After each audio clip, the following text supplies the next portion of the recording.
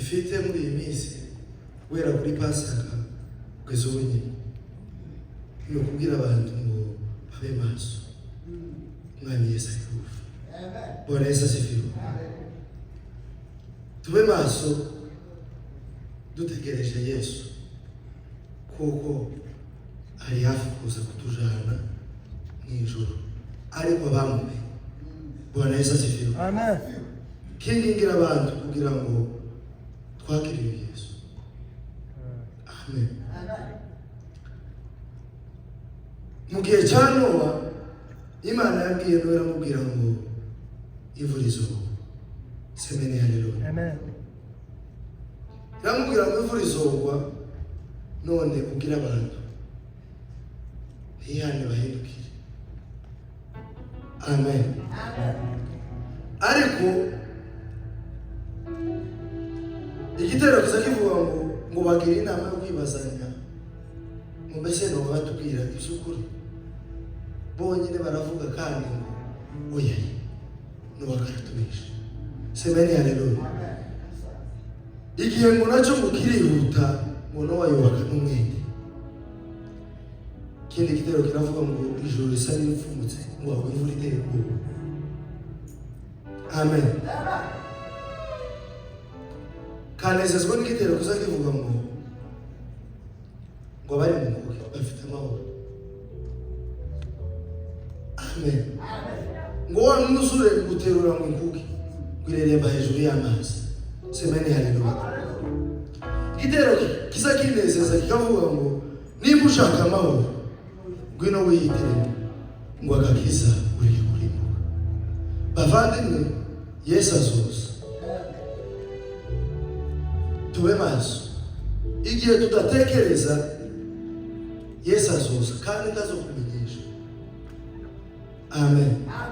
Kandi ari igihe tuzobona umwanya wo kwihana kuko ntuzi urupfu rwawe uri. Twese turi kuri line uzumenya no ko waguye mu kiruhuko kera kiwoboka ikigaruye. Semeni haleluya. Umuririmbyi yararimbye aravuga ngo urugendo ufite nubwo kuja mu ijuru. Semeni haleluya. Ukuru urugendo dufite twese tahandi ko turaja mu ijuru. Amen. Tahandi dufite ko twavuye muri Afrika twaje muri takindi gihugu hasigaye kuja mu ijuru. Tahandi twarayekeje nino twakaza dukenera ko tuze none hasigaye nawe kuja mu ijuru kandi azogenda mu ijuru abari maso. Semeni haleluya. Uyu mugani ngo batanu abakobwa b'abaranyabwenge abandi ibisezi noneho bamwe ngo bajana amatabaza atarimo amavuta abandi bajana amatabaza ariko bajana n'imperezo zirimo amavuta. Semeni haleluya.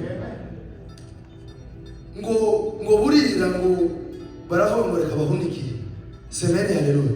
Ngo abaye mu gicuku ngo bumva urusaku ngo baravuga ngo mugeneraje. Semeni haleluya. Mugeni wa Yesu witegura. Yesu ari hafi kuza. Ngo bamwe ngo bacana amatabaza abandi barakwitangura baravuga ngo muduhezeho vuga bati twosangira amavuta tibibaho. Amen.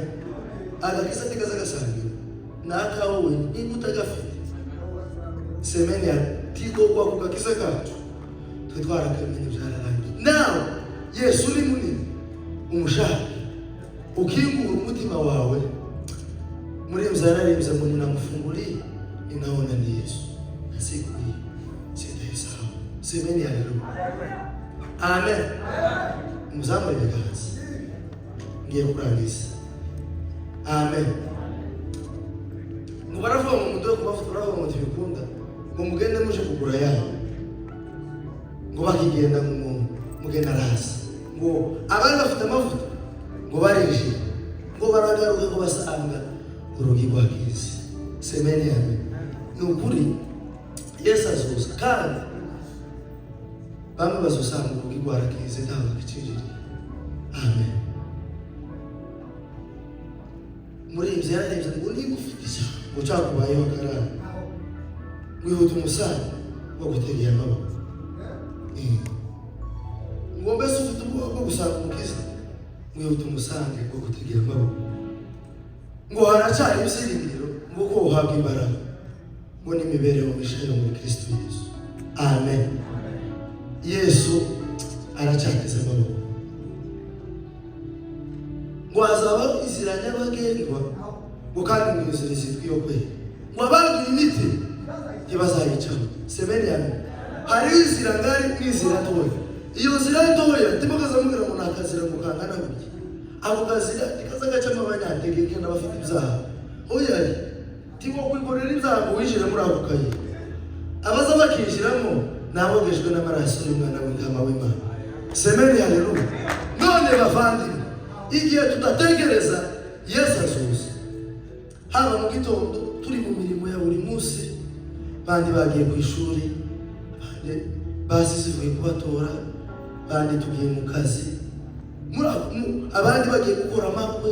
Semeni ya muri ibyo bintu zose, activite zose zaziba mu isi, Yesu azaza. Amen.